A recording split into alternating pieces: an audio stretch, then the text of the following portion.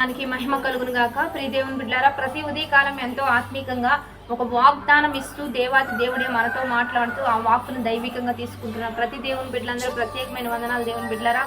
మరి ఈ రోజు దేవుడు ఆధ్యాత్మికంగా ఏ రీతిగా నడిపిస్తున్నాడో చూద్దాం. పరిశుద్ధ లేఖన గ్రంథంలోంచి యోహాను శుభవార్త 18వ అధ్యాయము 37వ వచనం చదువుకుందాం.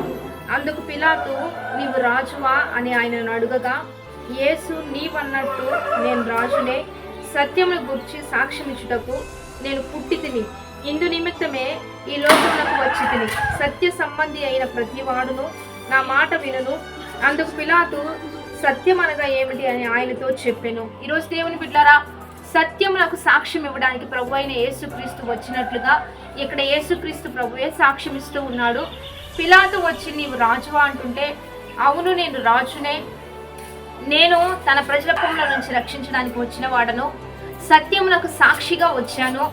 సత్యము అనగా ఏంటి అని పిలాతు అక్కడ అడుగుతాడు. దేవుని బిడ్డలారా, ఈరోజు వాక్యం తెలియజేస్తూ ఉంది, వాక్యమే సత్యమని, సత్యమునందు నా బిడ్డల్ని ప్రతిష్ఠ చేయమని, ఈ సత్యమే మరి వాక్యమని మరి దేవాతి దేవుడు ప్రభు అయిన యేసుక్రీస్తు ద్వారా పలికించాడు. కనుక ఈరోజు సత్యం అంటే ఏంటంటే పరిశుద్ధ లేఖన గ్రంథంలో రాయబడిన ప్రతి మాట సత్యవాక్కు గ్రంథం. దేవుని బిడ్డలారా, ఈ సత్యవాక్కు గ్రంథంలో నుంచి వచ్చిన ప్రతి మాట సత్యమైనది. అది నెరవేర్పులోనికి నడిపించడానికే, ప్రవచనాలన్నీ నెరవేర్పులోకి మరి నెరవేర్చడానికే, మరి ప్రవచించిన ప్రవక్తల మాటలన్నీ ఒక మంచి నెరవేర్పులోనికి రావడానికే ప్రభు అయిన యేసుక్రీస్తు ఈ లోకానికి వచ్చాడు. కాబట్టి ముందుగా మరి పాత నిబంధన గ్రంథంలో ఎంతో మంది భక్తుల ద్వారా పలికించబడిన మాటలన్నీ కూడా లోకరక్షకుడు వస్తాడు. ఆయన అనేక పాపముల నుంచి ప్రజలను రక్షిస్తాడు. ఆయన గొర్రెపిల్లగా వధించబడతాడు. అనేకుల కొరకు శిలువ బలియాగమవుతాడు. ఆయన ఉదయిస్తాడు. యాకోబులో నక్షత్రం ఉదయిస్తుందని చెప్పి ఎంతో మంది ప్రవక్తల ప్రవచనాలను బట్టియే ప్రభు అయిన యేసుక్రీస్తు లోకానికి వచ్చాడు. సత్యాన్ని నిరూపించడానికి, సత్యాన్ని వెలుగులోకి తీసుకొని రావడానికి, అనేకులు సత్యంలో నడిపించబడడానికి, అనేకులు సత్యం వద్ద ఉండడానికి ఆయన వచ్చాడు. అందుకని నేనే మార్గం, సత్యం, జీవం అంటాడు. దేవుని బిడ్డలారా, నా ద్వారా తప్ప ఎవరి ద్వారా మీరు తండ్రి యొద్దకు వెళ్ళలేరనే మాట ఎందుకు తెలియజేస్తాడంటే సత్యంగా ఆయన ఈ లోకానికి వచ్చాడు, సత్యాన్ని నిరూపించడానికి వచ్చాడు. కనుక ఈరోజు సత్యంలో ఉంటున్నారా, లేకపోతే లోకంలోకి వెళ్ళిపోతున్నారా?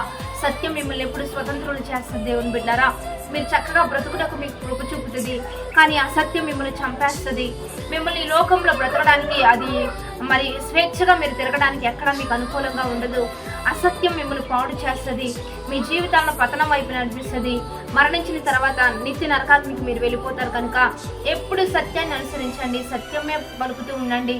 మీ మాట అవునంటే అవును, కాదంటే కాదుగా మీరు చూసుకునేటట్లుగా మీ జీవితం ఒక బ్రతుకులో ఒక రోజును ప్రారంభించేటప్పుడు ఈ రోజంతా చాలా జాగ్రత్తగా, చాలా దైవికంగా సత్యాన్ని అనుసరించండి.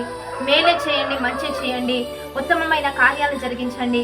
దానిని బట్టి సత్యవంతుడైన ప్రభు అయిన యేసుక్రీస్తు మిమ్మల్ని రక్షిస్తాడు, మీకు తోడుగా ఉంటాడు.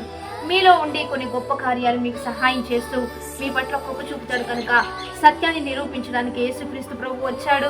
కాబట్టి ఆ సత్యాన్ని మనం వెంబడిద్దాం. ఆయన సత్యవంతుడు, జీవం కలిగిన వాడు. ఆయనలో ఉంటూ జీవాన్ని పొందుకుందాం. వాగ్దానాన్ని బట్టి ప్రార్థన చేద్దాం. పరిశుద్ధుడా, మహోన్నతుడా, గొప్ప దేవ, ఈ దినము మీరు మాకు ఇచ్చిన బలమైన వాక్యం బట్టి నీకు మహిమ.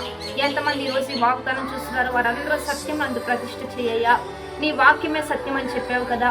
ఈ పరిశుద్ధ లేఖన గ్రంథంలో, ఈ సత్యవాక్య గ్రంథంలో ఏవేవి మాటలు అయితే ప్రతిదినం మాకు ఇస్తూ ఉన్నారో వాటిని సత్యముగా నిరూపించయ్యా. నీ ప్రజల పక్షాన నిరూపించడానికి మీరు వచ్చారు కదా. అనేకులు వారి పాపం నుంచి రక్షించడానికి మీరు వచ్చారు కదయ్యా.